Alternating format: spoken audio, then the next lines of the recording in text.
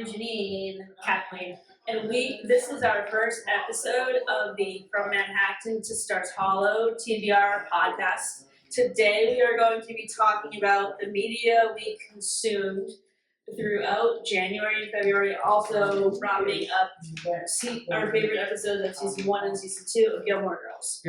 So for our first favorite episode of season 1 and season 2 of Gilmore Girls, the first one we had in common was Rory's birthday parties. What did you like the best about this episode?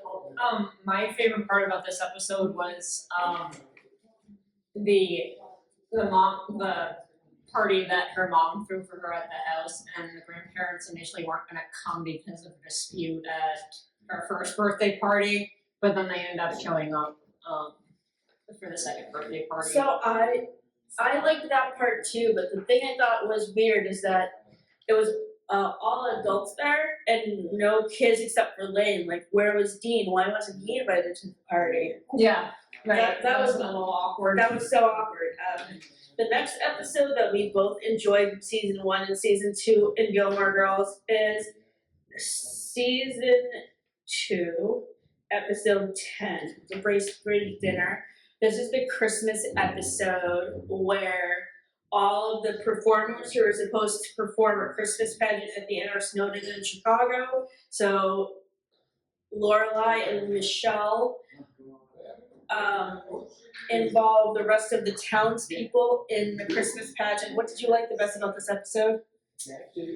I like the dinner that they throw at the end, and all the horses that they had.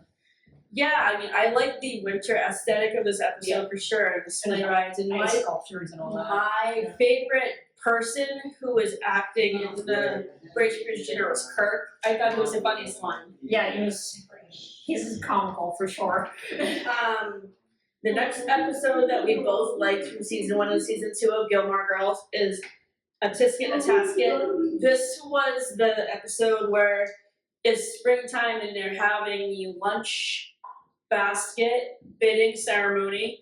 And if you are familiar with the musical Oklahoma, there's a very similar scene in that musical where they have a basket bidding for the schoolhouse to raise money. One thing I liked about this episode is how I thought it was sweet how Miss Patty was trying to find Lorelai a boyfriend. Yeah, I thought that was trying to hook her up, so to speak. Right. And then the scene between Rory and Jess on the boat dock having lunch together was also cute. Yeah. The final episode that we enjoyed from Gilmore Girls season 1 and season 2 was Back in the Saddle Again. This was the episode where Rory asks Richard to be her mentor for her economics class project, and initially he declines, but Emily kind of forces him to be in it. So there's this video that I watched on YouTube on the channel Pensive Whiskers about Richard and how he's kind of mean. And in this episode, I think his elitism kind of shows, because at the business fair, when Rory's team comes in second place, he gets really mad and goes up to Headmaster Charleston and says, "I think that there should be a recount." And he says, "Yeah, I recounted. The first prize person still wins." So I thought Richard was a sore loser in an instance, but do you agree that if that project actually existed? So the product that they made for their business class project was a first aid kit that fits into your locker. Like a locker first aid kit. So, like, if that kind of thing actually existed when we were in school, would you have bought it? I would have easily bought something like that. Yeah. I feel like it would be an essential thing to have in a locker. So I feel like it should have won first prize. I would have to agree with Richard, the grandfather, on that one. So I do kind of see why he did get a little bit upset with Master Charleston. So out of Dean and Jess, who is a better boyfriend for Rory based on the episodes we've seen? I've always been towards Dean. Partly because I feel like Jess is a little bit, or actually a lot of a rebel. and he ends up failing out of school. So That's true, but he also has more in common with Rory. Dean has nothing in common with her, and the episode I like the least in this series of episodes is the Donna Reed episode, where he tries to turn her into Donna Reed, and he kind of does a similar thing to Lindsay in later seasons, which I don't really like. And I mean, Dean and Jess also both like to read, and Rory had to kind of Rory and Jess both like to read, and Dean's not really Dean is not much of a reader, and she has to pretty much force Dean to read when he doesn't really like to read. Out of all the guys we've seen in this episode, which guy do you like the best out of all the love interest for Lorelai? Max Medina. Besides Max Medina, I also like Paul, the guy that's in her business class, because I like the banter between them about the breakfast burrito. I think that's really funny. Yeah. So next we're going to talk about movies that we watched that had Friends and Gilmore Girls actors in it, and books that we've read. So the first movie and book comparison was the memoir Wild by Cheryl Strayed, which we borrowed from the library and had to return, so we do not have that copy with us. In the movie version of Wild, Cheryl Strayed is portrayed by Reese Witherspoon, who was also on Friends as Rachel's sister Jill, and she is also currently on the morning show opposite Jennifer Aniston, playing Bradley Jackson.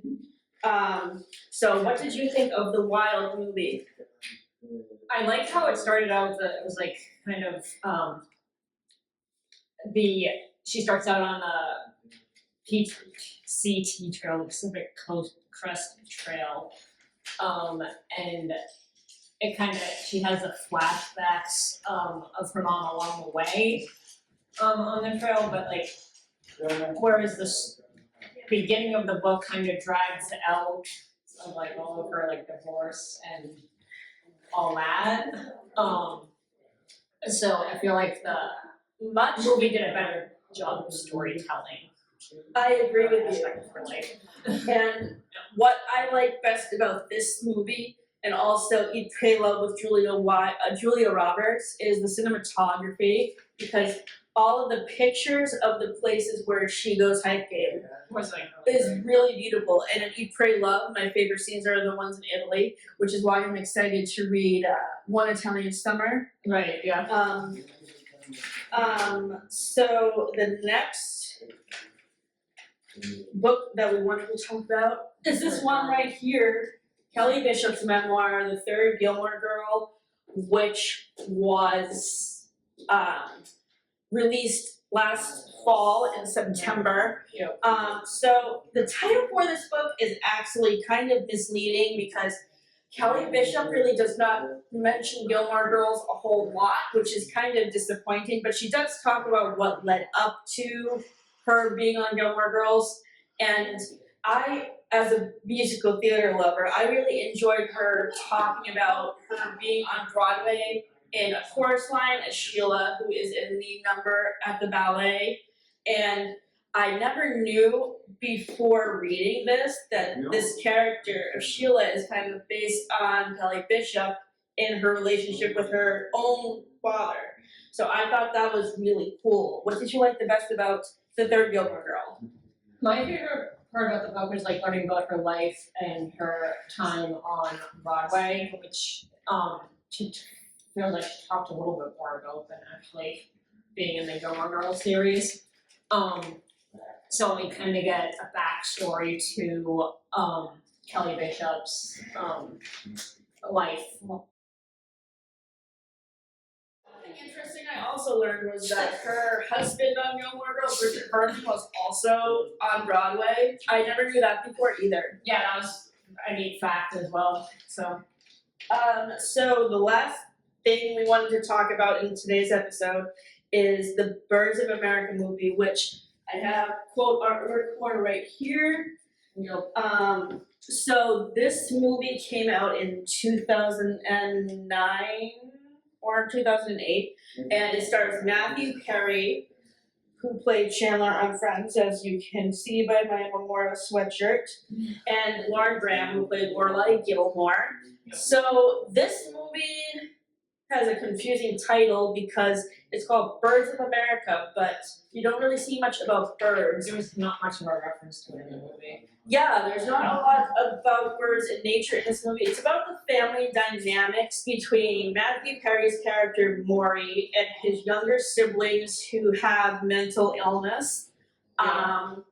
His brother is a drug addict, and he's also depressed, and he is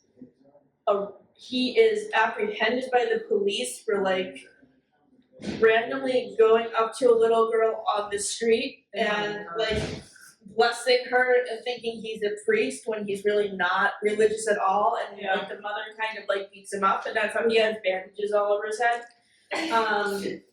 Yeah. So what I liked best about this movie was the on-screen chemistry between Lauren Graham as Betty and Matthew Perry as Maury. And I liked the dynamic that Maury had with his siblings.